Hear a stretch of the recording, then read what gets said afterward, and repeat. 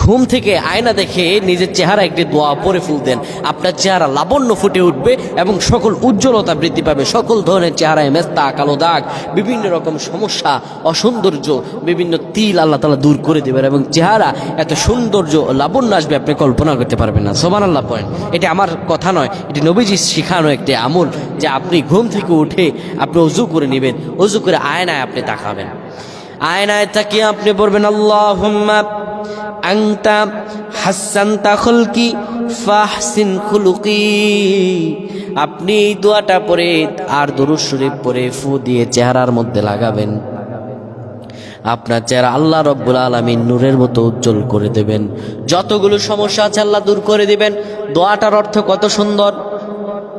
ও আল্লাহ, আপনি আমার চেহারা সুন্দর করে তৈরি করেছেন, আমার চরিত্রটা, আমার জীবনটাও তেমন সুন্দর করেন। সুবহানাল্লাহ। আমার চরিত্র সুন্দর করে দেন। আল্লাহর কাছে দোয়া করতে দেরি হবে, আমার আল্লাহ কবুল করতে দেরি করবেন না। আল্লাহুম্মা আমিন।